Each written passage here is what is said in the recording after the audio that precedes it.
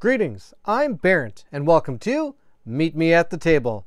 We are continuing our playthrough of Myth. We're playing through the Stone of Life module, and we're in Act 3, Tile 2. We are set to face off against the Terror of 1,000 Legs for the second time. Will this be the end for the Terror of 1,000 Legs, or will our team meet its doom? To find out, I'll need you to meet me at the table. But before we get to the table, I do want to tell you about a neat little app that I was told about. There's a guy on Boardgame Geek named Darren, and he has created a fantastic Myth Darkness Tracker app. The only problem is it's for Android. I don't own any Android devices, but if you do, I recommend going to check it out. You can find it in the files section on Boardgame Geek. And last I checked, it's fully up to date based on all the paper components that were just shipped out to the backers. So I'm going to try to throw a link in the bottom of this video. And if the link doesn't work, go to Boardgame Geek and check it out if you have an Android. I think it'll really help you out. Now that you know about that app, let's see if we can take down the Terror of 1,000 Legs. Let's go. Meet me at the table.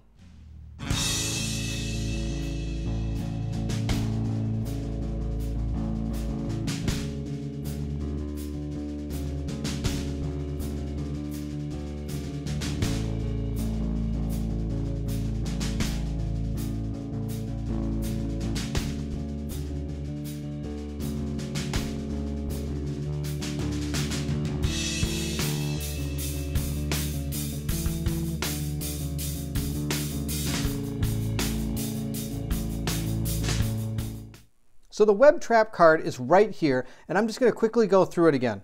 It says, setup, place a web token in the center intersection of the tile. From the center web token, count 2 intersections diagonally in each direction. Place another web token in each of those locations. To disarm it, the heroes must defeat each web token in order to disarm the trap. Activation. Each time a hero moves adjacent to a web token, roll a fate dice. If the result is the hero's defining attribute, that hero suffers from the Capture 3 status effect. If the fate die result is darkness, then 2 crawlers appear as close as possible to that hero and the web token. All other fate dice results are ignored. So to set this up, the initial one goes there, and then the other ones go all around it, here, here, here, and the last one's going to go up here. We'll be starting down here in the corner. I'm going to move my camera. This is our starting location. We're coming out of that hole. Let's flip it around so it looks like the hole's that way, so we're coming out of it. So we're going to place our 4 heroes here. And our last hero is going to go right here. I think that'll be a good starting position for each of our characters. And our tile keeps like to spin around. It's almost like a what are it's called? The spinny things. What am I talking about? All right, there we go. Our guys are set up. Now we also are going to have to set up the Terror of 1,000 Legs. And our wonderful Terror of 1,000 Legs is going to start right there in the middle of everything. All right, I'm just going to move this token up a little bit. And let's take on the Terror. I'll see if I can pan out so you can actually see everything. There we go. Okay, I would also like to go over the Terror of 1,000 Legs Stage 2 card with you, just so we all have a reference as to what is going to be happening when this guy attacks.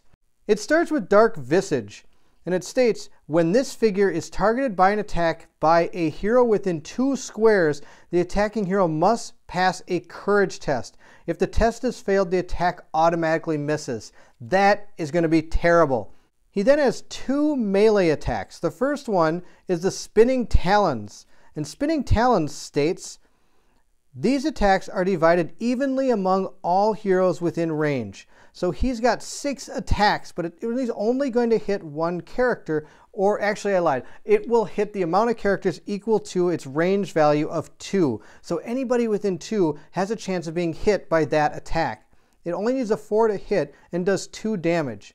Its next attack is called the Web of Death.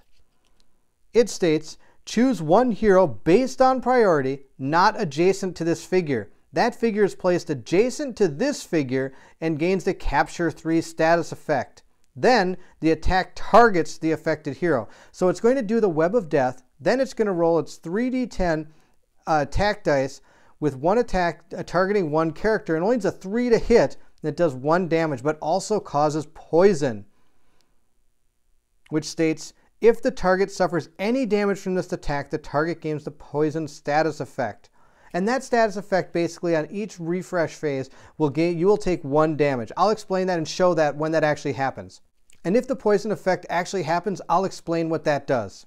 He will also roll 5 fate dice on his turn, and he can either heal 3, cause a major birth, or trample, based on which rolls he gets. And the rolls will be determined starting from the top going to the bottom. So if he gets a guile, a nature, and a darkness symbol, he will actually do the heal 3 first. And so he would not have the extra guile and nature symbol to complete the trample. His priority is he's going to go for the least damaged first, then proximity, and then threat. And when we move into our hero deck phase and into the refresh phase, he's going to raise the darkness meter 3 instead of 1 based on the amount of active enemy types in the realm tile. I hope all that makes sense. Here's our Terror of 1,000 Legs. There he is. Let's go get him. Now we have used all our movement to come to this tile. Our archer is going to ready 1 ammo and put 2 into action slot 1 and 2 to hopefully get ready for next round and do some damage.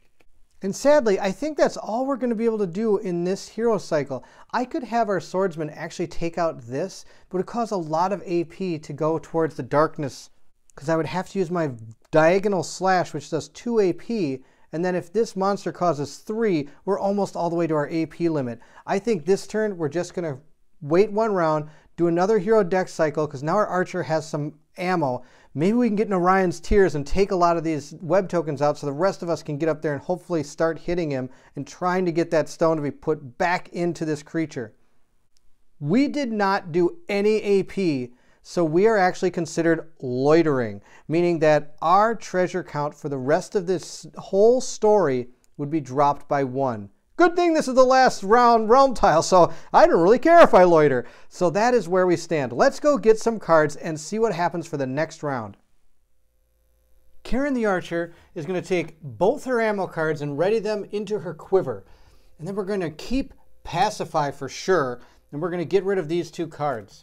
We're going to draw 4 more. 1, 2, 3, 4, and let's see what we get.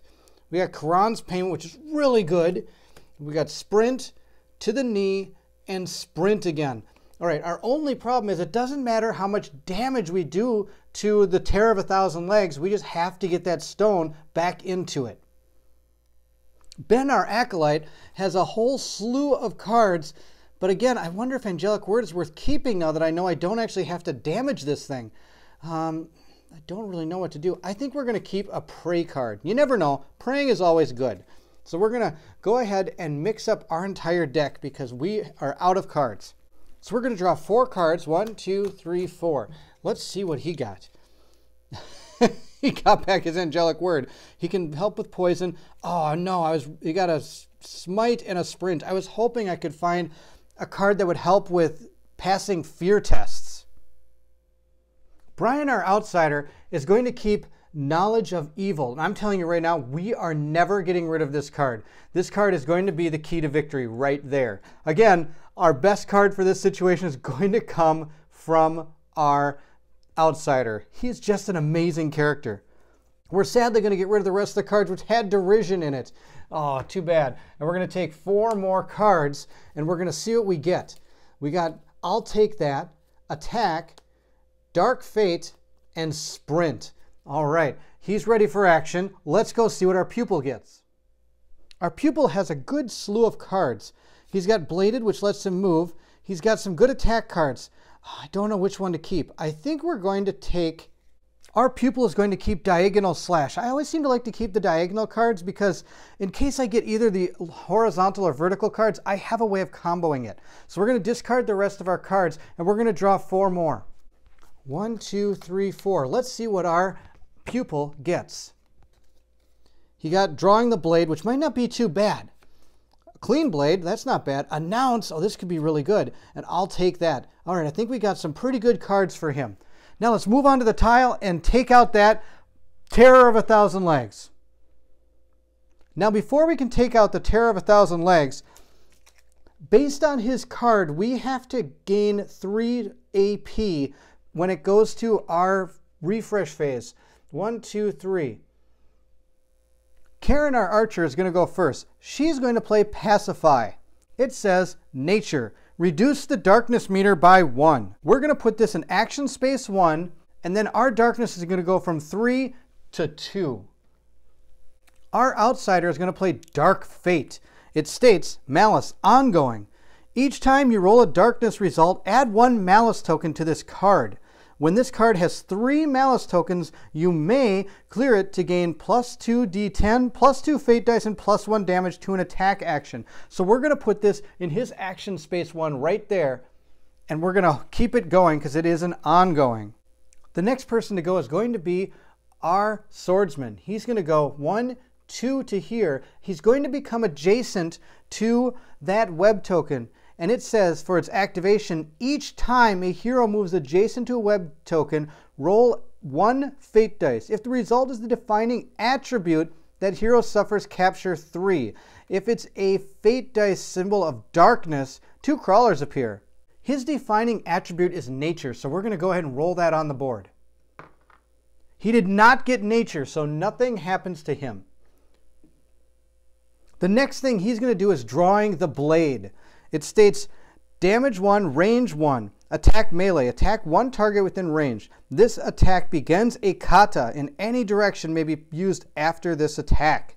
We're going to put this into action space 1, and it doesn't bring any AP to the darkness. Now, if we look at our web trap, down here at the bottom, it has some other things we need to talk about. The first thing is this box right here. It does say web tokens are removed when defeated by an adjacent hero performing an attack. And down here you can see that it says target number 1. So I only need a 1 to kill these web tokens. So he is going to make an attack against that web token. I'm actually not going to roll because he really automatically kills it. Now, one thing I am going to roll is I am going to roll his fate dice, because you can't roll lower than a 1. So he's going to get 2 fate dice because he gets 1 from his short sword and he gets 1 for being a pupil. I don't see any reason to roll the 10-siders since this has a target number of 1. So we're just going to roll these right here. And he got a nature and a rage, so he did not get his symbol. This web token gets removed. He still did damage, so I believe he does still get 1 threat. He's then going to play Diagonal Slash. This one states damage 1, range 1, attack -2 melee. Move as shown, attack 2 targets each. 2 targets. Each target gains a damage over time, which deals 1 bleed damage for 1 refresh phase, and it causes 2 darkness AP. He's going to go, and I do have a special move pattern I have to make. And the special move pattern is 1, 2. After I make that attack, I'm allowed to attack anything in these 4 squares, which then this one is adjacent to that square. Now, the funny thing is even though I move this way and I'm able to attack in these 4 quadrants, which would be this one, this one, this one, and this one, I actually didn't move adjacent to this. But it still is a melee attack, meaning that I can make this attack. I could be wrong about this, but I believe that's how it works. So he, again, doesn't have to roll his d10s because it's an automatic success. So we're going to use 2 fate dice. He gets 1 for his sword and 1 for his character. So we're going to roll 2. And you got a darkness symbol and a arcane symbol, which are not his symbols, so nothing happens. We're going to remove this token from the map. And just in case, I am going to roll one dice. And we'll see if it matches his symbol or darkness symbol. And if it does, I'll still bring those out. It does not. It's a rage. So even if the ruling would have been that I'm next to that, I still would have been okay. Diagonal Slash adds 2 to the AP track. For killing that second web token, he's going to go to 2 threat. Brian, our outsider, is going to move 1, 2, and then use sprint. Move. You gain 3 additional movement points. And he's going to go 1, 2, 3 to here. So he's standing in front of our Terror of 1,000 legs. this is going to gain 1 AP to the darkness, and sadly, that is our action for the turn for him. So we're going to put that in his action space 2, and we're going to raise the darkness meter from 4 to 5. Now, let's continue on. The rest of our team is going to move up 1, 2, and 1, 2. And that's really all our heroes can do for this round. There's one final card I'm going to play, and that's just because I don't have anything I can do to prevent the darkness from happening, so we're going to announce it. Announce states, range tile. Immediately begin a darkness cycle. Reset the AP to 0. Attacks targeting heroes gain +2 target number. Hero interrupt attacks gain +1 damage. So this is a reaction. It's going to go in his hero slot 3, and that's going to activate our darkness, which is going to activate that guy. So we're going to move our meter to 6, but then it does say just to automatically start it and reset the AP to 0. So we're going to do that. We're going to draw a darkness card, and we're going to see what it says. It says, if there are 2 captains in the same monster type, convert into a mini-boss. Well, thank goodness that's not happening. We got no threat penalty. We're going to activate our boss, and there's no spawning. So we're going to put our card back here, and we're going to go to see what our Terror of 1,000 Legs does. Before we make our attacks with the Terror of 1,000 Legs, I do want to discuss his melee attacks again, because I don't think I explained him exactly well enough when I did the original intro about him. So his first attack is going to be that spinning talons attack, and I was trying to explain it, and I don't think I did a good job. Basically, he gets 6 attacks, and he has to divide those up with amongst people within the range of 2. So we have 2 people in that area. We've got Brian, our outsider, and we have our swordsman. So those people we're going to divide the attacks up. So each of them are going to take 3 attacks. Now each attack that he does is going to use 4d10, and it needs a 4 or better to hit. So this can actually be massively damaging, and it probably is going to be. Now we do have announce in play, where that means instead of a 4, he will need a 6 to hit us. Now he doesn't get multiple hits with this. If any of these are a 6, the person takes 2 damage, and we move on to the next attack, and he gets a total of 6 of these. So we're going to roll up 3 of them right now, and those are going to be on Brian the outsider. So here's the first attack. So he got 2 6s, but it's only going to count as 1, and Brian is going to take 2 damage. But before he does that, he's going to play his I'll take that. It says, parry, ignore 1 attack targeting you. We're going to put that into action space 3, and we're going to go on to his second attack. So he gets 2 more of these. So here's his second attack. Again, he got a 6 and a 10. That's enough to hit our outsider. So our outsider is going to go from 8 down to 6. And then we're going to do 1 more attack. His last attack... Oh, I almost thought it missed, but no, there's an 8 hiding up on top. Okay, so he takes 2 more damage. So he goes from 6 to 4. This is a pretty devastating attack. All right, now that that's done, we're going to move on to our pupil. He also is going to get attacked 3 times by this. So here's the first attack, and that one did hit. And lucky for us, he does have an I'll take that as well. And this is his parry card. We're going to put it in action slot 4. I'm not going to read the card I just did with the outsider. All right, and then his second attack against us. That one missed. Oh, something missed. Okay, and now he gets 1 more. Oh, that one almost missed again, but there's 110 hiding there. So, okay, our pupil is going to go to 6 health. And he does have 2 threat. With that attack completed, we're going to move on to his Web of Death. And just to refresh, I'm going to read this one as well. And I don't think I have to explain this one again. I think I did okay last time explaining this. So his Web of Death then is going to choose a hero based on priority. Now his priority is least damaged, proximity, and threat. So the least damaged of my group is actually our archer. That's not adjacent.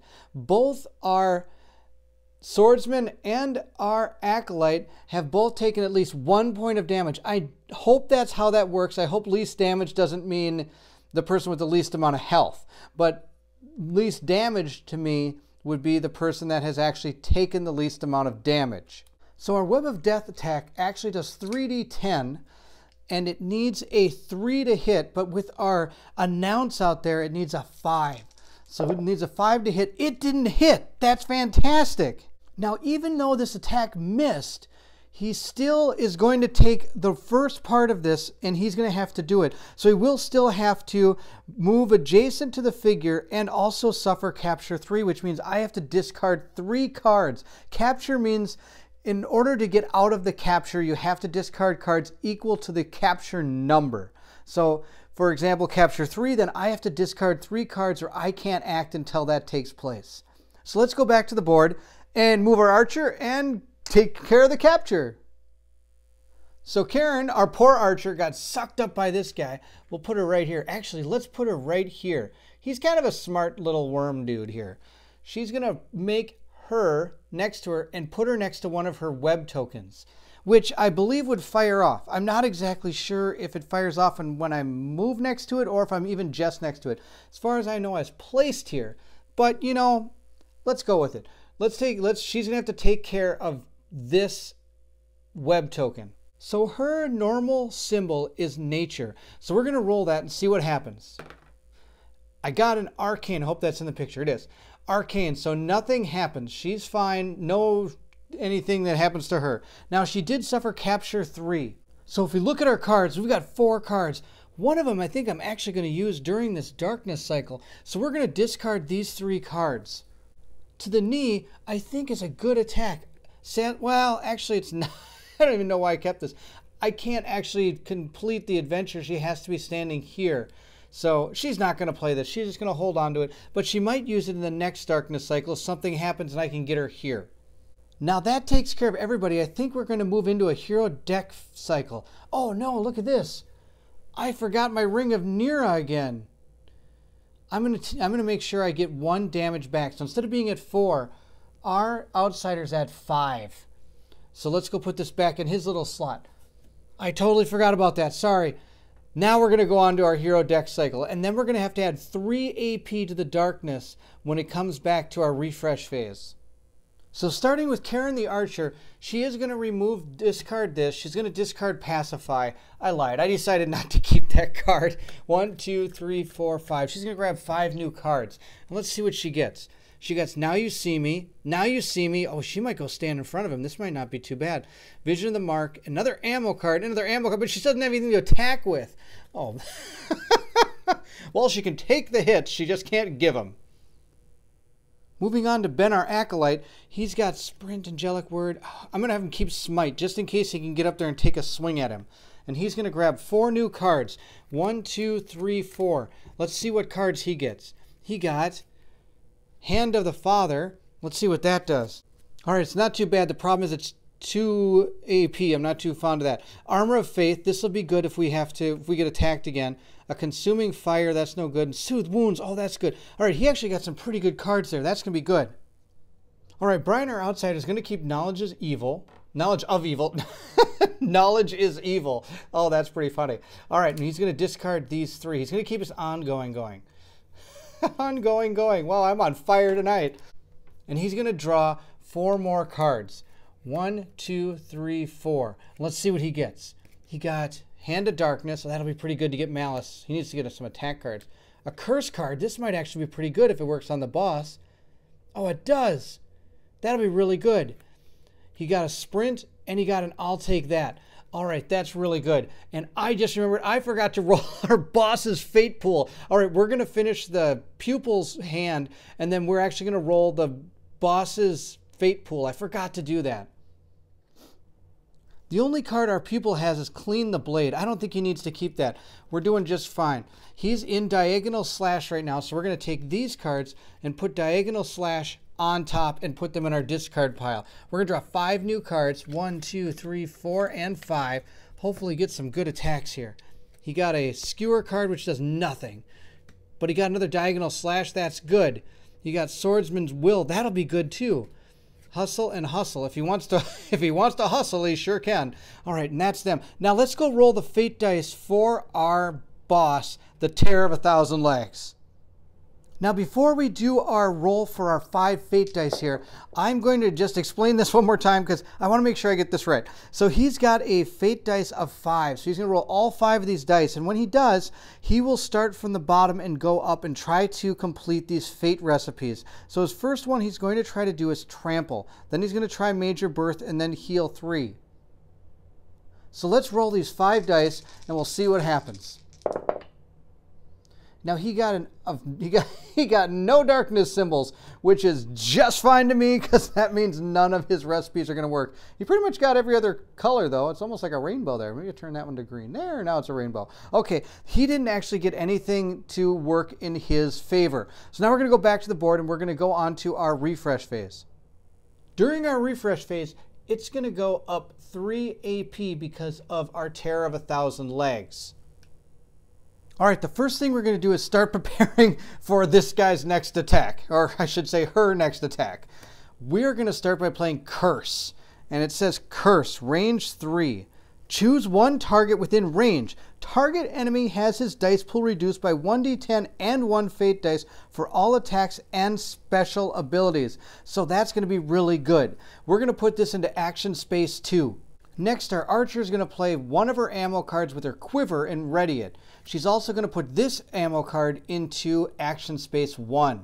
Our acolyte is going to play Armor of Faith, just in case if this thing activates, I need to have as much defense as I can. So Armor of Faith says range tile, Faith.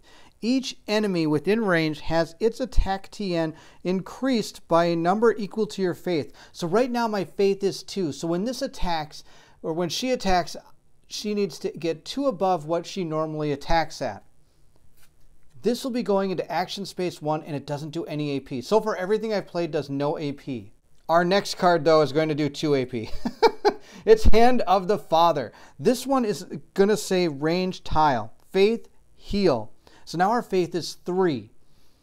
Restore 3 vitality to a hero within range. This affects a number of additional heroes equal to your faith. Each affected hero gains +1 d10 to all rolls. You gain 4 threat. So our acolyte is going to go to 4 threat. And since our faith is 3, I'm definitely targeting these 2. And then I believe I'm also going to target himself. That puts everybody at full health almost. So our swordsman is going to go to 8. He also has 2 threat. He didn't get to clear any he didn't have any empty action spaces. I forgot to mention that. So he's at 8. Our outsider is going to be at 7. So he's really close to being at full, but he missed it by 1. And the last person to be healed is our acolyte. He's going to go to 7. I should have done that when I did the threat. I could have done threat and health at the same time, but no, I'm going to make it really complicated. That also is going to add 2 AP to the darkness, bringing it to 5. Ready? Camera up. And we're going to go up 2. 1, 2. We're at 5. And now it's time to attempt to end this. Let's see if it works. We are going to play Diagonal Slash. But before we do that, we're going to move 1 square over here because it has a movement pattern that I have to follow. Now this pattern is going to go 1, 2 on top of the boss. But I really hope I do this right. I believe I can still make this because technically those moves are legal as long as that's going to be attacked. So we're going to attack that character. And Diagonal Slash says, attack -2 melee. Move as shown. Attack 2 targets. Each target gains the damage over time, which deals 1 bleed damage for 1 refresh phase. Now this is going to be 2 AP. If he does not end this battle right here, then it's going to cause a darkness cycle and we're all going to get potentially wrecked by this thing. But we set ourselves up okay, I think. So let's see how this transpires. We're going to put this into action slot 1. And his kata bonus right now is 2. I'm playing a Diagonal Slash, which is a second Diagonal Slash. So I don't get an additional one because I haven't moved to a different sword swing. You like my movement of my arm? That's my sword swinging skills. All right, so he's going to have 2 extra d10 when he makes this attack. So our swordsman is going to get d10 and a fate dice for himself. Oh no, I totally forgot. He doesn't even get to do that yet. First, we have to do his Dark Visage. Dark Visage states when this figure is targeted by an attack, the hero within 2 squares, the attacking hero must pass a courage test, and if the test failed, the attack automatically misses. So we might not even be attacking. So he's got a courage of 6. He gets 1 dice for himself, but he also gets +1 dice for Hand of the Father. Hand of the Father does state each affected hero gains 1d10 to all rolls. So this is also a roll. So he needs a 6 or better on one of these 2 dice. Oh, he didn't even... So all that setup and planning is all for naught. We're going to now get attacked by the Terror of 1,000 Legs because he didn't get enough courage to attack. Diagonal Slash is going to add 1, 2 AP to the darkness, causing a darkness cycle. So we're going to grab a card and see what happens. I'm going to guess it's just going to say the boss attacks. All right, it says... If there are more than 6 enemies, spawn a captain. Nope. Lairs have 2. Nope, not lairs. Everything's normal. The boss attacks. All right. So we're going to put our card back up here, and we are going to attack with the Terror of 1,000 Legs. All right, his first attack, he's going to attack with 6 attacks, but they're divided amongst everybody standing around the Terror of 1,000 Legs. So actually, it's better to have all your guys right there. So she's going to roll, I apologize, 4 attack dice, but because of our curse card, she rolls 1 less. So she'll be rolling 3 attack dice, and she needs to get a 4 or better. But wait, there's more. Because of our armor of faith, and we have 3 faith right now, she doesn't need a 4, she needs a 7. So I set myself up a little bit to be able to survive this. She's going to make 2 attacks against our outsider, then our pupil, and then our archer. So here's against our outsider. He still got hit for 2. But because my team is so nimble, he does have an I'll take that. I've stopped reading the I'll take that card. You know what it is. It's a parry. Now he makes another attack against our outsider. And that one missed. This one hiding down there's a 3. That one missed. So that's fantastic. Now we're going to move on to our pupil. Our pupil is going to get attacked twice. He got hit. Now I do have a skewer card, but I can't play it because I'm in kata right now. So this doesn't actually work. I am going to play a Swordsman's Will. Though, again, this card is kind of worthless because I don't have anything that can attack this rest of this round. So I'd have to clear this, and this doesn't actually persist without the card there, I don't believe. So our pupil is going to take 2 damage. He's going to go down to 6. And this is the second attack now. And let's see how that one went. That one went just as well. All right, and he's going to go down to 4 now. So he went from 8 to 4 in 1 shot there. Our next person to be attacked is our archer. Karen, the archer, they need a 7 to hit her. And he did not hit with his first attack. His second attack did, well, his second attack got 777s. That's really something. But she does have an Now You See Me card. So she's able to dodge that attack. Our next attack by the Terror of 1,000 Legs is going to be her web of death. She's going to move him adjacent to her and then attack her with the web of death. She gets to roll 3d10, but thanks to our curse, she only rolls 2. Web of Death also states that you have capture 3. I'm going to discard these 3 cards and we're going to be okay. Now this attack needs a 3 to hit, but because of our armor of faith, she needs a 6 on 2 dice. Let's see how she does. Well, she hit. So we're going to go down to 6 damage. Now the last thing we have to do is the Terror has to roll 4 fate dice. It's only 4 because, again, our curse card is causing her to lose 1. So we're just going to roll them right here and see what happens. We got nothing. Good. A faith, a rage. It's almost that rainbow again. Again, I'm missing green. I almost get the rainbow effect. All right, so we didn't get any darkness, so nothing's going to happen. That is going to end our hero's turn. Oh, I forgot. I moved next to this. Again, I don't know if that really pertains because I didn't... Well, we're going to roll a die. We got the arcane symbol. Now, his symbol is faith, so this does nothing. We're going to move on to our hero deck cycle because I just don't have any attack cards. I moved him right up here to be able to attack, and he hasn't gotten an attack card yet. She has no attack cards. He had to discard all his, and he used his only attack card he had that he... because in kata. So here we go. We're going to our refresh deck phase, and then he's going to gain 3 AP. She, I apologize, is going to gain 3 AP again. So we're going to start with Karen, our archer. She is going to keep a Now You See Me because we're going to get attacked. We're going to put this into our actions up here in our quiver. Maybe. Let's see what we have. 1, 2, 3, 4, 5. Yep, that is our max that we can have in our quiver. We're going to discard these 2 cards and grab 4 more. 1, 2, 3, 4. Let's see what she gets. A retrieve, not an attack. We got an Orion's Tear. This is actually a really good card. This one, I believe I can move adjacent and attack, and I might be able to do that. I might actually be able to win it. This one is a ranged attack. If I stand next to an attack, I probably could, but I don't think I'll be using that. Here's another ammo card. We're probably going to play that right away. So that is her cards. She is at 0 threat still because she hasn't actually attacked. Nobody's attacked this creature yet. And she actually, just to tell everybody, she is the least damaged right now. So when we go on to our, when we actually do get attacked by the Terror of 1,000 Legs, she might be the one being attacked when we have to look for somebody in the threat or priority track. It took a lot to say. Okay, we're going to move on to Ben, our Acolyte. Ben the Acolyte is going to first lower his threat by 2. We're going to discard these 2 cards, and we're going to grab 5 new cards. 1, 2, 3, 4, and 5.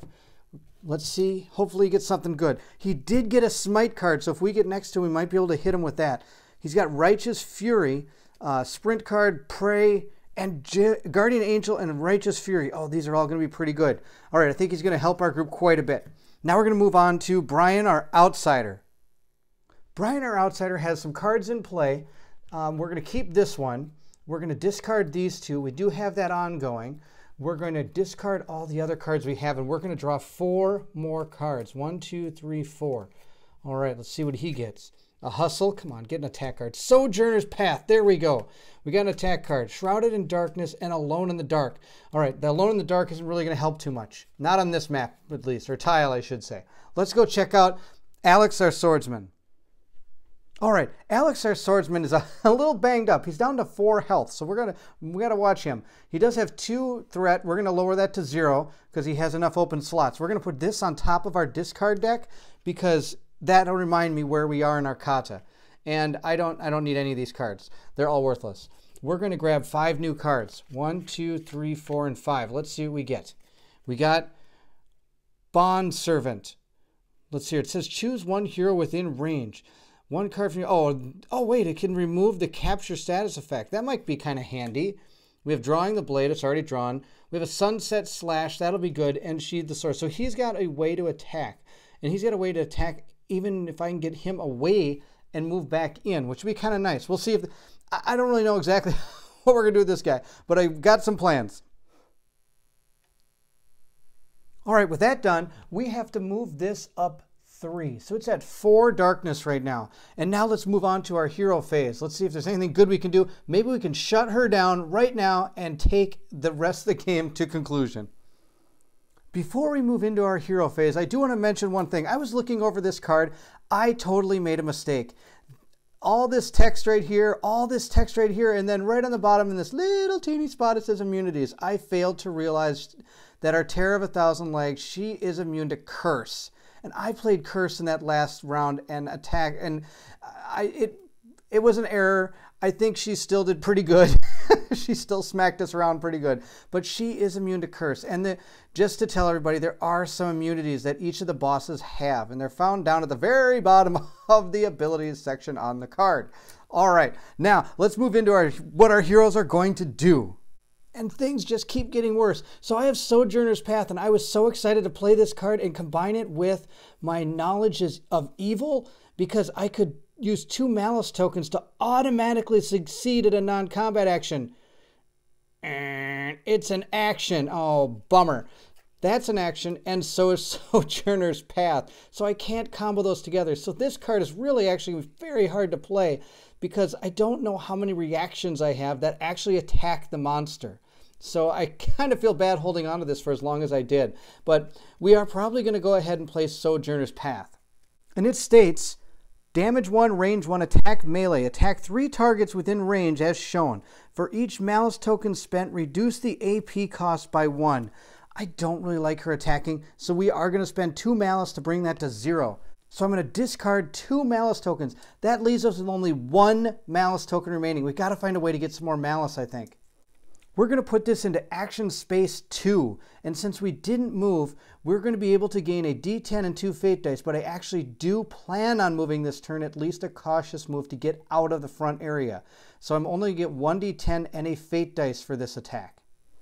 That is, of course, if I pass my courage test. Come on, guys. All right, Brian, our outsider, has to pass a courage test. He needs a 6 or more, or he can't even attack. Oh, he got a 2. He doesn't attack. This character is tough to take down. Good news, that did nothing to the AP. He is going to take his 1 move back to here, making it so these guys can attack as well.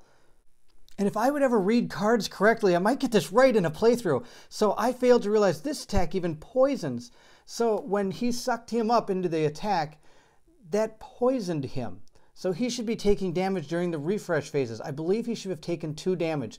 So we're going to actually drop our Acolyte down to... But then he healed himself. I think I'm just going to say I forgot about it. I missed the poison. I'm going to give him poison now. So here's his poison token. We're going to put this on his character card. And then he is going to lose 1 health. Because I know he didn't have that one... He did not use his... Oh, this is that 2. Or it should be, yeah. And then this, he goes from, oh, let's see if I get this right. He's at 6 right now, so he's going to go to 5. I'm going to make him at least take 1 damage for that. All right, so I'm so sorry about that. I totally forgot about this poison from the Web of Death. Now, the thing is, she does not get Web of Death because he actually missed the attack when he hit against her. She still got sucked up, but she missed she missed that attack. And that was a lot of words to say just about 1 sentence. All right, we're going to continue on. All right, Karen, our archer, is going to go next. She's going to use Tumble. Tumble states, damage 1, range weapon, attack weapon.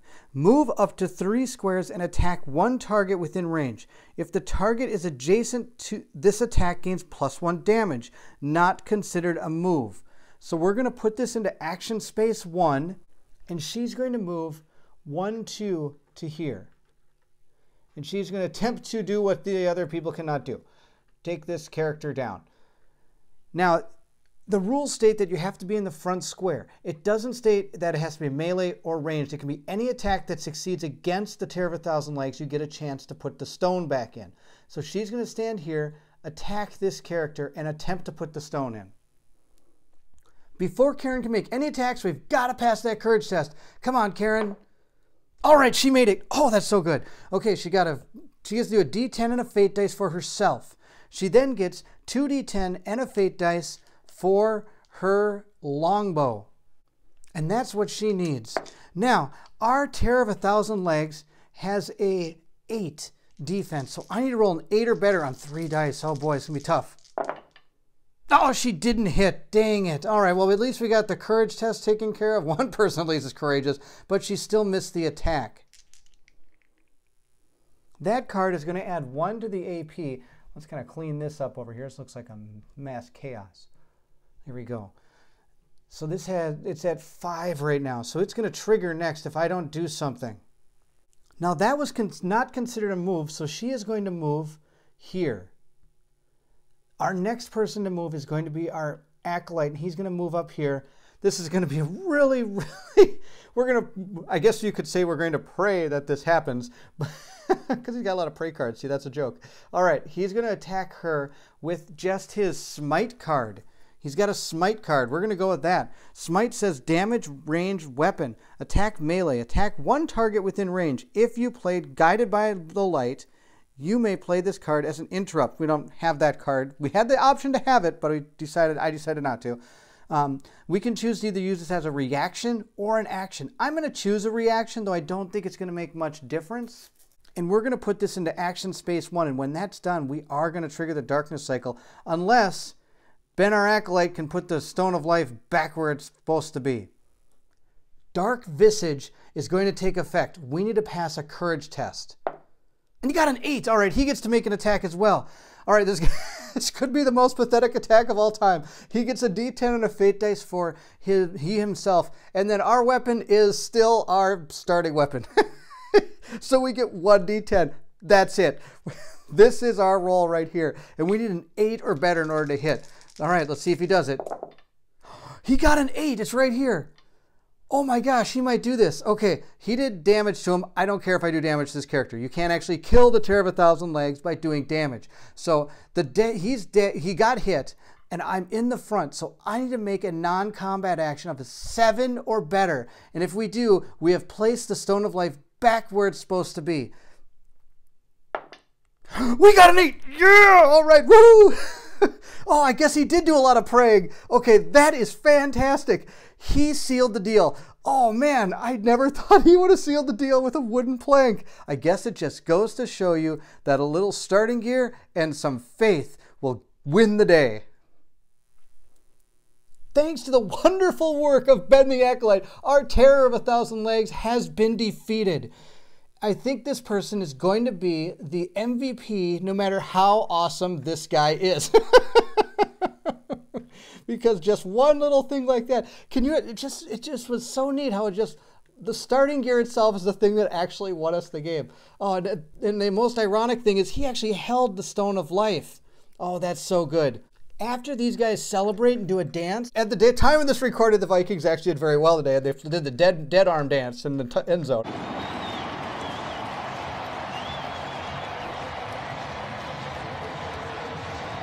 Danced around. It was really funny. But that's another thing. We're going to go on to the conclusion of this story and find out the resolution. With the Terror of a Thousand Legs brought down, we move on to our resolution. It says, the task is over. Though exhausted, you hurry to each cocoon and hope, in the end, not all the townsfolk are dead. Many are, however. Warren lived. He thanks you for saving him and doing what you could for the town. He was adamant that without the Stone of Life returned, everyone would have been dead anyway. In the center of River Falls, the great stone form of the Terror rises high. In the center of the living statue, the Stone of Life pulses bright. It will be easier to protect here. The townfolk can maintain it and pass on the story to later generations. They would be the protectors of the stone. You stay for the next few days to help clear the town of Webbing, seal the burrow, and bury the dead. The townfolk keep thanking you. You wish they would stop. You don't want their gratitude. Why aren't they angry with you? Why don't they curse you with every shovel of dirt dug to bury a loved one? They may be right, but you can't bring yourself to accept their thanks yet. You succeeded, yes, but the cost was high, too high.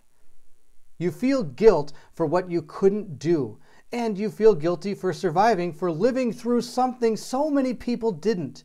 You don't know how to marry the success and failure. Already, water returns to Faydun. The sun doesn't seem to be so hot. A cool autumn breeze blows from the west, and far to the south. You can make out the roar of the finger of God. Life goes on. Ignorance is living. So is accepting. This moves us into our epilogue. Long ago, 5 jewels were fashioned, keys to a prison long since forgotten to all but a few. Each jewel kept a child of the mother dormant. Deep under the basin of the finger of God, the mother waited, imprisoned, awakened knowing. She could feel her Creator moving things, touching the fabric of this world, directing everything toward her escape. An agent of darkness sent that thief to steal one of the 5 keys and free one of her children. Causation? Interconnection? Seemingly unrelated events. Even the bright legion couldn't see how they were linked. But she could.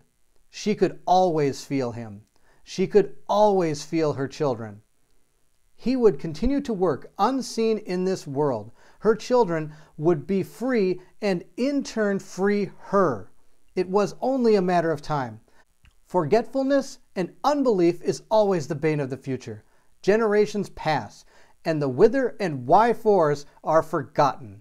So history repeats itself again and again, over and over with each new age. For completing the module, each surviving hero earns the title Lifebringer.